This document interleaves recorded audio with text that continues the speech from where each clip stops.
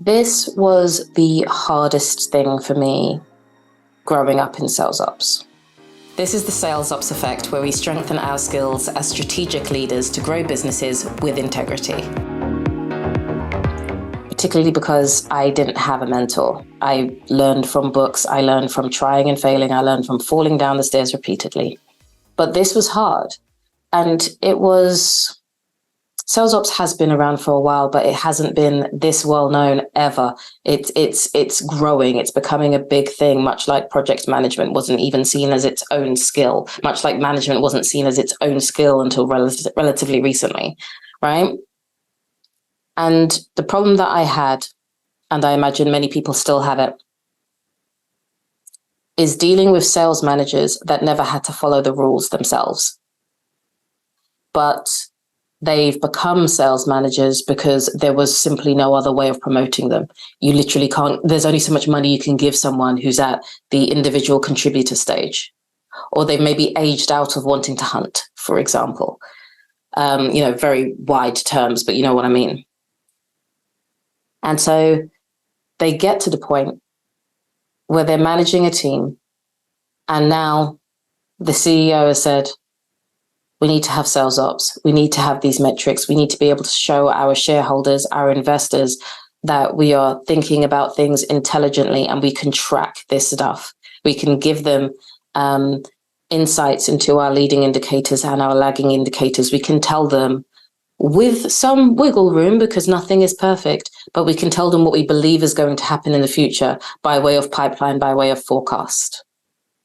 And if that sales manager was told all of those things before, but they never actually was ever held accountable to completing the CRM, to making sure that their PowerPoint presentations were all using the same branding even, to communicating effectively with the delivery team, but they got the big money in, when they become the head of that department, what do you think is going to happen?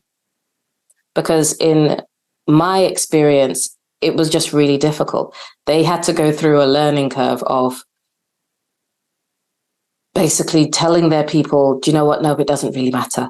So yes, they would basically tell their salespeople, yeah, go to the meeting with sales ops, listen, smile and nod, but I'm not going to hold you to it. Right? There's one person in particular that I'm thinking of, but he was just like, oh, I'm not going to hold you to it.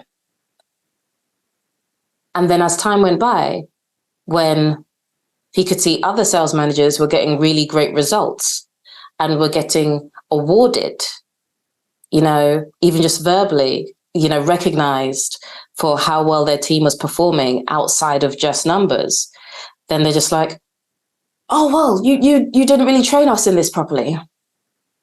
Yeah, we did. But you didn't want to listen, and you told your people not to listen either.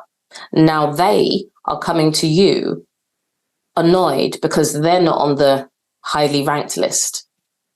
Now it's being said more widely in the company, there's other things that are important as well as money, and now your people are behind. And then that's when you get that very same sales manager who genuinely doesn't care, doesn't understand what the numbers are, the metrics are, the reason why we need to have systems or processes, would actively sign off deals that didn't make any sense, and then everybody else would have to deal with it afterwards. That's when you get them trying to befriend you. And it's really annoying because we're humans, and I didn't always respond to it well. Because it's just like, I wasn't coming at things with you must do this or what. I wasn't ever coming at things from that kind of direction. But it's just such hubris from people who would just choose to ignore rather than choose to learn.